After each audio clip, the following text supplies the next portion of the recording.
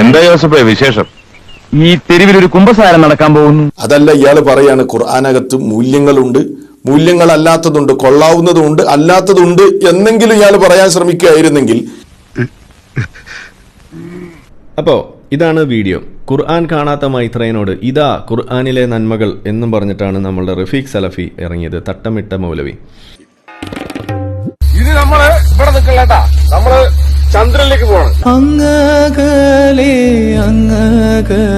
ഏതായാലും ഒരു കാര്യം ഞാൻ തീരുമാനിച്ചിട്ടുണ്ട്. മുഹമ്മദ് നബിയെ കുറിച്ചോ അല്ലെങ്കിൽ ഇസ്ലാമിനെ കുറിച്ചോ എൻ്റെ കയ്യിൽ നിന്ന് ഒരു സാധനം ഇട്ട് ഞാൻ പറയാൻ ഉദ്ദേശിക്കുന്നില്ല. എല്ലാം ഇസ്ലാമിലുള്ള സാധനങ്ങൾ ഉസ്താദുമാർ തന്നെ വന്നിട്ട് നിങ്ങൾക്ക് പഠിപ്പിച്ചു തരുന്ന അവസ്ഥയാണ് ഞാനിവിടെ ഉണ്ടാകാൻ പോകുന്നത്. നമ്മളുടെ വക്കീൽ, നമ്മളുടെ എന്താണ് എതിർഭാഗം വക്കീൽ കാണുന്നുണ്ടെങ്കിൽ നിങ്ങൾ കൂടി അറിയാൻ വേണ്ടിയിട്ടാണ് പറയുന്നത്.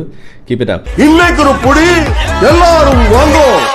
അപ്പൊ തട്ടമിട്ട ഉസ്താദ് ചില കാര്യങ്ങളൊക്കെ പറഞ്ഞ് മുന്നോട്ട് വരികയാണ്. അപ്പൊ നമുക്കതൊന്ന് കേട്ട് കളയാം. എന്താണ് അദ്ദേഹം മൈത്രേന് കൊടുക്കുന്ന ഉപദേശം എന്നുള്ളതാണ് നമുക്ക് പറയാനുള്ളത്. വിവരം തൊട്ട് തീണ്ടാത്ത മൈത്രേനുണ്ട്. പക്ഷെ ഇതിലൊരു തമാശയുണ്ട്. ഇതിൽ ഇദ്ദേഹം പറയുന്ന കാര്യങ്ങൾ അത് കേട്ട് കഴിയുമ്പോൾ നിങ്ങൾക്ക് മനസ്സിലാവും.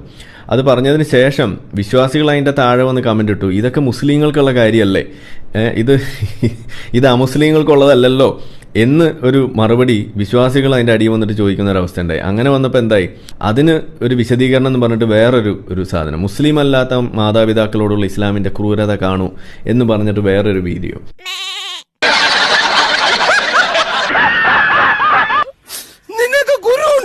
ഏതായാലും ആ നിലവിളി നമ്മൾ വരവ് വെച്ചിരിക്കുന്നു. ആയിരക്കണക്കിന് വചനങ്ങൾ, മനോഹരമായ വചനങ്ങൾ നിങ്ങൾക്ക് ഓതാൻ കഴിയും.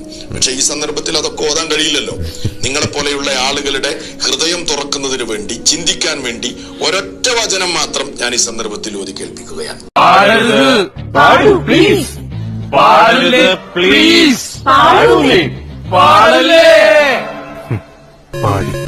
ഇല്ലാ ഇയ്യാഹു വബിൽ വാലിദൈനി ഇഹ്സാനാ ഇമ്മാ യബ്ലുഗന്ന ഇൻദക അൽ-കിബറ അഹദുഹുമാ ഔ കിലാഹുമാ ഫലാ തഖുൽ ലഹുമാ ഉഫ്ഫിൻ വലാ തൻഹറുഹുമാ.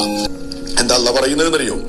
വഖലാ റബ്ബുക, നിന്റെ രക്ഷിതാവ് വിധിച്ചിരിക്കുന്നു, അവനെയല്ലാതെ ഒരാളെയും ആരാധിക്കരുതെന്നും.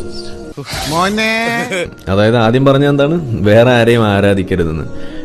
അറിഞ്ഞൂടാ, ഇടയ്ക്കിടയ്ക്ക് ഉള്ളിക്കിടക്കണ ഫ്രാഡുകൾ പുറത്തോട്ട് തള്ളി തള്ളിക്കാറ് വരും. ഇവിടെ മൈത്രേൻ എന്താ ചോദിച്ചത്, ഒരു പൊതു നന്മ എന്നുള്ള രീതിയിൽ എല്ലാ ആളുകൾക്കും എടുക്കാൻ പറ്റുന്ന ഒരു രീതി ഉള്ള ഒരു നന്മ ഖുർആനിൽ നിന്ന് എടുത്തു തരാൻ പറഞ്ഞു എന്ന് പറഞ്ഞപ്പോൾ അതിന് മറുപടിയായിട്ട് കൊണ്ടുവന്ന ആയത്തിൽ ആദ്യം പറയുന്നത് എന്താണ്, അള്ളാഹുവിൽ വിശ്വസിക്കണമെന്ന്. ഇല്ലെങ്കിൽ എന്ത് ചെയ്യും?